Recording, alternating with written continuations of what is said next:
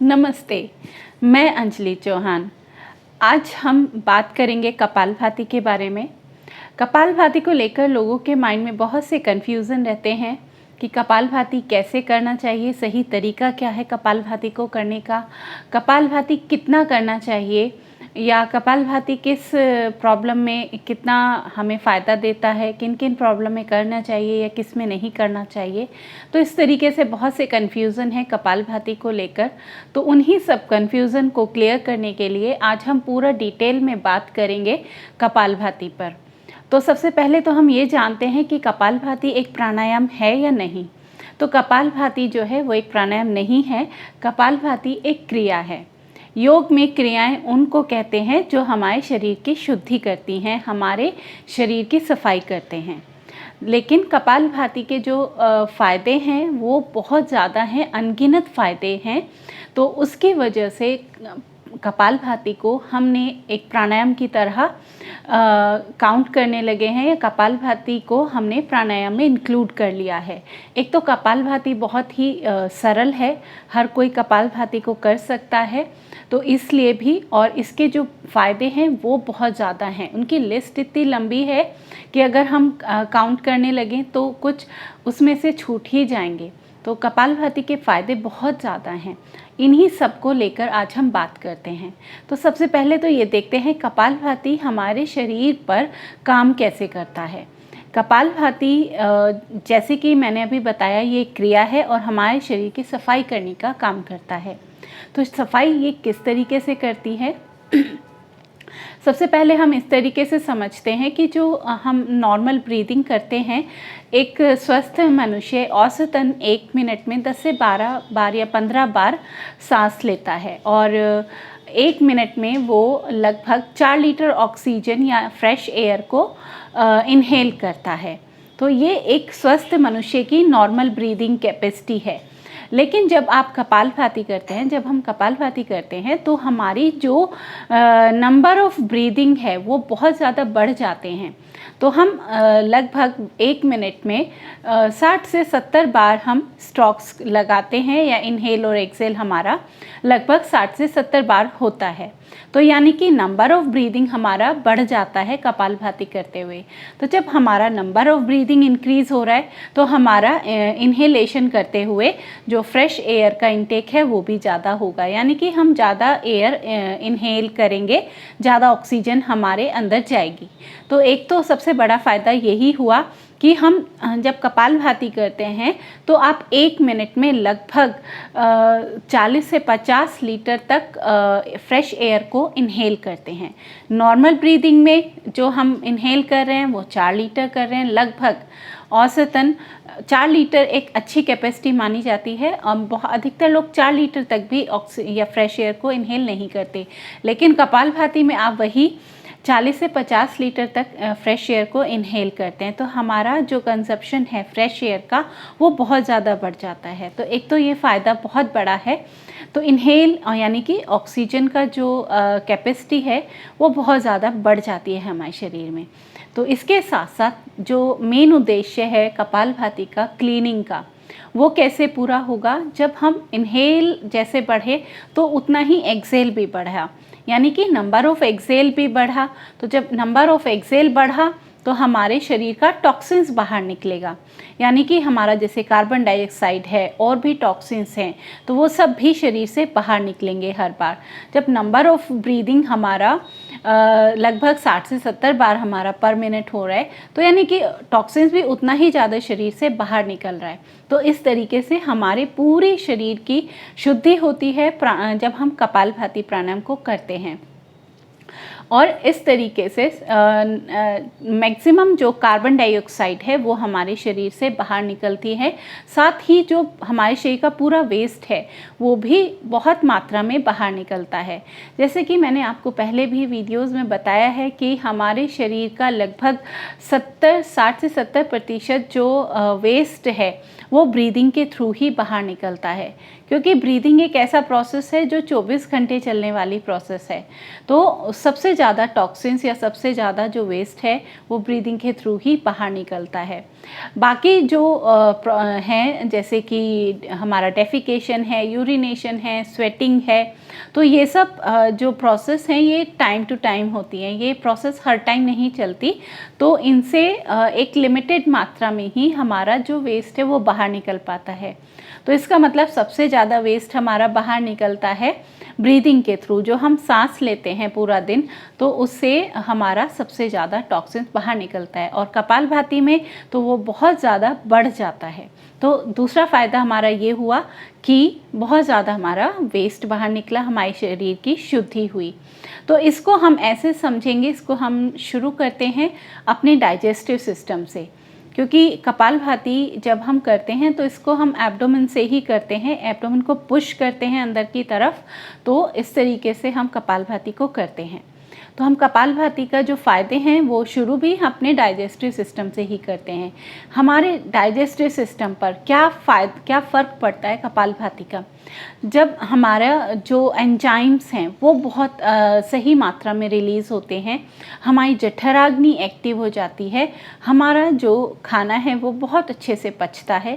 तो जब खाना अच्छे से डाइजेस्ट होगा, एसिमिलेशन बहुत अच्छे से होगा, हमारा एलिमिनेशन अच्छा होगा, तो इन तीनों स्टेप पर बहुत अच्छे से काम करता है कपालभाति। तो उतना ही अच्छा हमारा एब्जॉर्प्शन होगा खाने का, और हमारे शरीर को उतनी ही अच्छी एनर्जी मिलेगी। इसके साथ साथ जो लोग डायबिटिक हैं, जिनको डायबिटीज़ है, तो उनके लिए कपालभाति बहुत अच्छा काम करता है।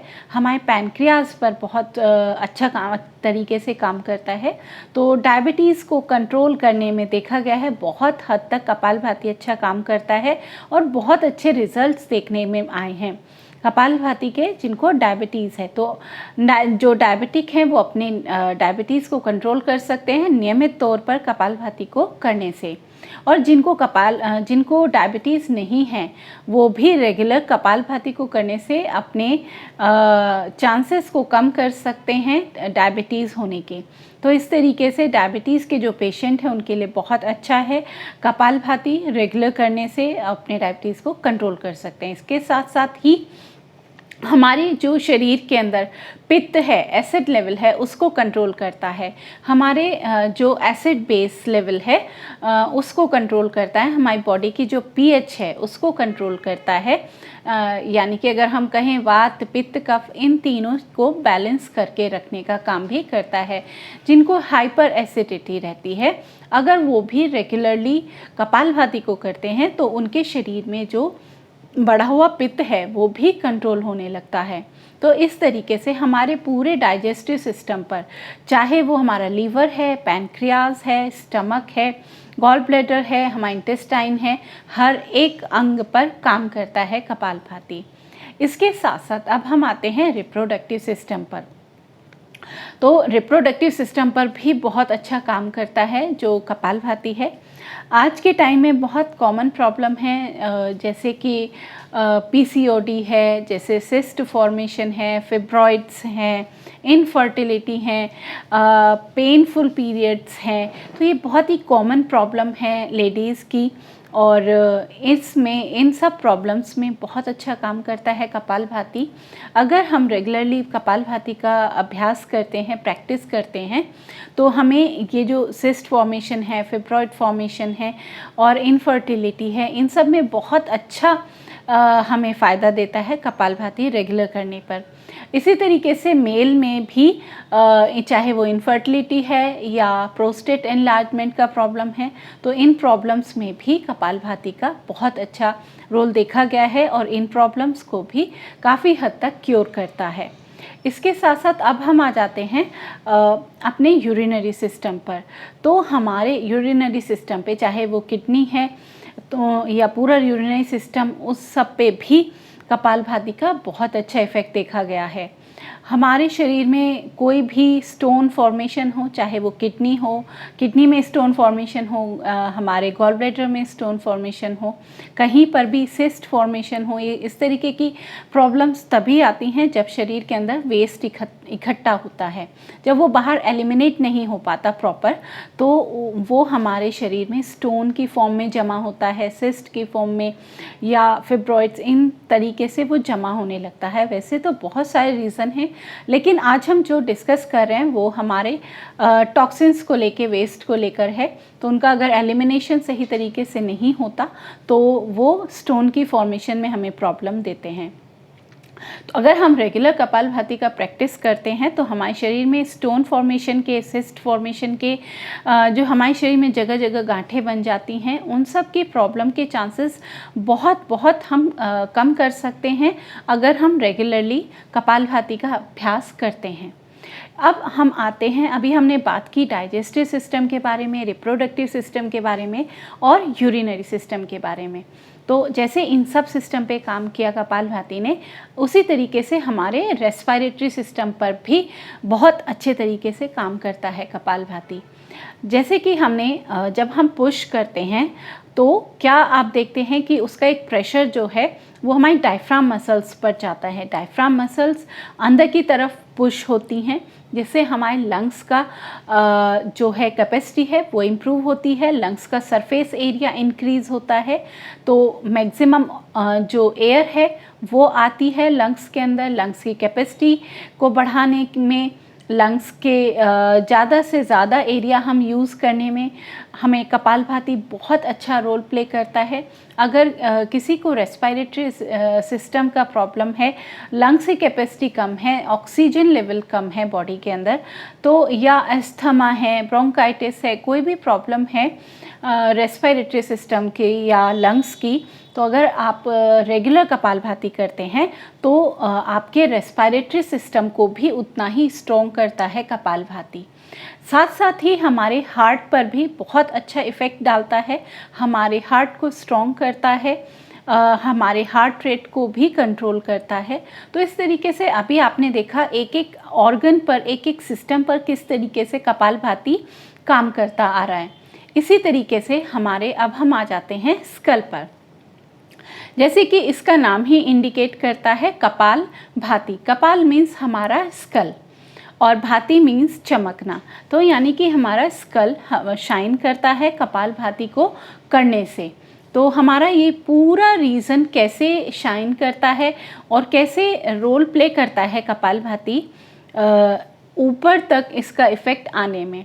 जैसे कि हम अभी तक देखते आए कि कपालभाति क्लीनिंग का काम करता आ रहा है, हमारे ब्लड को प्योरीफाई करता है, हमारे ब्लड को शुद्ध करता है, एक एक सिस्टम को क्लीन करता है। उसी तरीके से हमारे जो माइंड के टॉक्सिन्स हैं उनको भी रिलीज़ करने में, उनको क्लीन करने में भी कपालभाति का बहुत बड़ा रोल है और इसीलिए इसको हम कपालभाति के नाम से जानते हैं। हमारे एक एक शरीर के साथ, एक एक सिस्टम के साथ हमारे माइंड को भी क्लीन करने का काम करता है कपालभाति। और जब हम हमारा जो माइंड है वो सही होगा तो उसके कंट्रोल से, जब हम मानसिक रूप से सही होंगे तो हम शारीरिक रूप और मानसिक रूप दोनों तरीके से, अगर हमारा पूरा सिस्टम क्लीन होगा तो हम स्ट्रेस में भी नहीं जाएंगे। स्ट्रेस भी तभी आता है जब हमारे शरीर में टॉक्सिन्स होते हैं। अगर हमारा शरीर और माइंड हर तरीके से क्लीन है, प्योरीफाई है, साफ़ सुथरा है, तो हम स्ट्रेस में भी नहीं जाएंगे। तो स्ट्रेस को भी कम करने में बहुत बड़ा रोल प्ले करता है कपालभाति। तो आप चाहे मानसिक रूप से आपको प्रॉब्लम है, फिज़िकली आपको प्रॉब्लम है, तो आपके हर लेवल पर काम करेगा। और जब आपका ब्लड क्लीन है, आपका माइंड, आपका एक एक सिस्टम सही तरीके से काम करेगा, तो आपका जो फेस है वो अपने आप ग्लो करेगा, आपकी स्किन भी अपने आप शाइन करेगी। तो अब ये तो रही बात कि कपालभाति काम कैसे कैसे किस किस सिस्टम पे कर रहा है, लेकिन हमें आइडिया नहीं होता कि हमें कितना कपालभाति करना चाहिए और कितना नहीं करना चाहिए। वैसे तो हर चीज़ डिपेंड करती है इंडिविजुअली, हर एक के लिए अलग अलग होता है, सबकी रिक्वायरमेंट अलग अलग होती है। जैसे ये भी सब डिपेंड करता है हमारी शरीर की प्रकृति पर। हमारे शरीर की प्रकृति कैसी है, वात है, पित्त है, कफ है, हमारी डेली रूटीन क्या है, हमारा बहुत फिज़िकल वर्क कितना है हमारा डेली रूटीन में, हमारा सिटिंग कितना है, हम फिज़िकली वर्क कितना करते हैं, उन सब पर भी डिपेंड करता है। हमारा खान पान कैसा है, हम कैसे क्लाइमेट में रहते हैं। तो सबके लिए इक्वली सब चीज़ नहीं हो सकती। तो ये डिपेंड करता है आप इन सब चीज़ों पे, फैक्टर्स पे डिपेंड करता है। तो इसलिए कोशिश करें आप किसी टीचर की गाइडेंस में, किसी के गुरु की गाइडेंस में अगर आप इस चीज़ को सीखते हैं तो आपको क्लियर होगा कि आपको कौन सा प्राणायाम कितना करना चाहिए। लेकिन अगर हम जनरली देखते हैं तो 5 से 10 मिनट अगर आप नियमित तौर पर कपालभाति करते हैं तो वो सफिशिएंट है। मैक्सिमम 15 मिनट्स तक अगर आप रेगुलरली, नंबर से ज़्यादा डिपेंड करता है आपका रेगुलर कितना है। आप अगर आप हफ्ते में 2 दिन कपालभाति कर रहे हैं, 1000, 2000, 3000 और बाकी 4 से 5 दिन आप नहीं कर रहे, तो वो आपके लिए कम इफ़ेक्टिव होगा। अगर आप रेगुलर तौर पर अगर 500 से 700 बार या 5 मिनट 10 मिनट भी आप रेगुलरली कर रहे हैं कपालभाति को, तो वो आपके लिए ज़्यादा इफ़ेक्टिव होगा। तो इम्पोर्टेंट है कि आप रेगुलर हों, ना कि एक दिन में ही बहुत ज़्यादा करने की कोशिश करें। आप 5 से 10 मिनट भी अगर अपने आप को ले जाते हैं धीरे धीरे, तो वो आपके लिए बहुत अच्छा काम करेगा। तो ये तो रही बात कितना समय करना चाहिए, तो 10 से 15 मिनट मैक्सिमम है। अब हम बात करते हैं कि कैसे करना चाहिए कपालभाति। तो आपने अधिकतर देखा होगा कपालभाति करते हुए कि हमारा पूरा बॉडी हिलने लगता है। तो सबसे पहले तो आपको ज़रूरी होना चाहिए कि एक कंफर्टेबल जगह पे आपको बैठना है, चाहे वो आपका मैट है, आपका चेयर है, बेड है, कहीं पर भी बैठकर आप कर सकते हैं, जहाँ पर भी आप कंफर्टेबल हों। ज़रूरी नहीं होता कि आप फर्श पर बैठकर या मैट पर बैठकर ही करें। अगर आप चेयर पे कंफर्टेबल हैं तो चेयर पर, बेड पे हैं तो बेड पर, ठीक है। तो सबसे इम्पोर्टेंट है कंफर्टेबल होना। सेकंड आता है हमारी जो पोजीशन है। आप सुखासन में बैठ सकते हैं, पद्मासन में बैठ सकते हैं, वज्रासन में बैठ सकते हैं, जिस भी आसन में आप कंफर्टेबल हैं उस पोजीशन में आप बैठकर कर सकते हैं।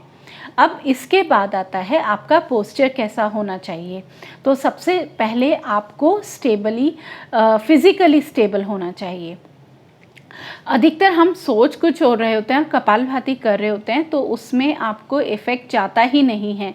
कपालभाति का काम इंटरनल ऑर्गन्स तक है, तो इंटरनल ऑर्गन तक उसका इफ़ेक्ट जाने के लिए आपको थोड़ा जोर लगाना होगा, थोड़ी मेहनत करनी होगी।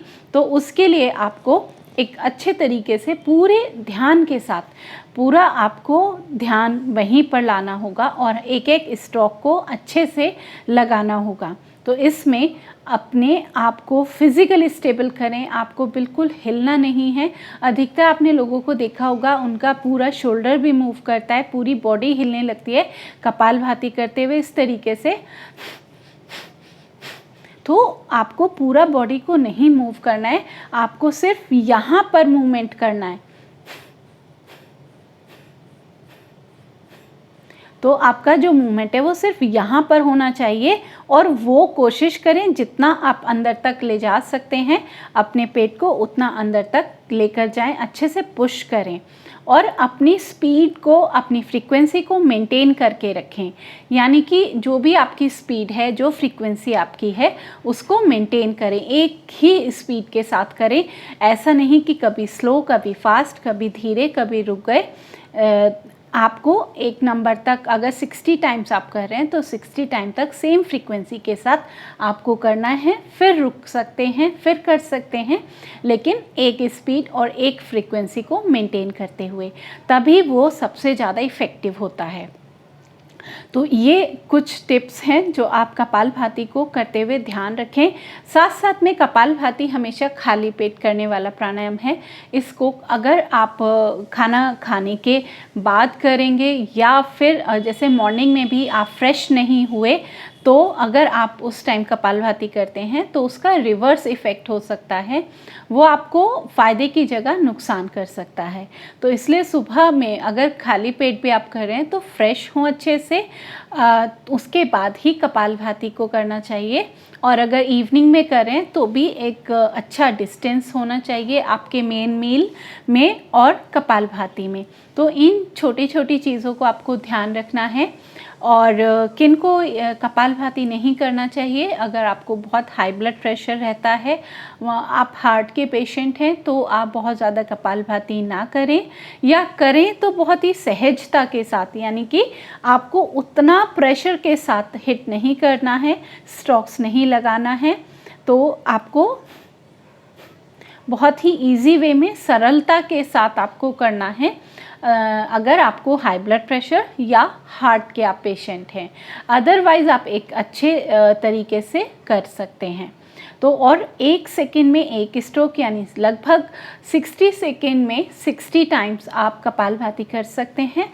कुछ नंबर कम या ज़्यादा आपके हो सकते हैं। तो ये बातें रही कपालभाति को लेकर। आई होप आपके कन्फ्यूज़न काफ़ी हद तक क्लियर हुए होंगे। और इसके अलावा अगर आपके कोई और क्वेरीज़ हैं, कोई और क्वेश्चन हैं किसी भी टॉपिक पर, तो आप मुझसे पूछ सकते हैं। मैं उस टॉपिक पर आगे वीडियो भी बनाऊंगी और आपके क्वेश्चन के आंसर देने की भी कोशिश करूंगी। तो आई होप जब आप नेक्स्ट टाइम कपालभाति करेंगे तो इन सब चीज़ों को ध्यान में रखते हुए आप कपालभाति करेंगे। धन्यवाद।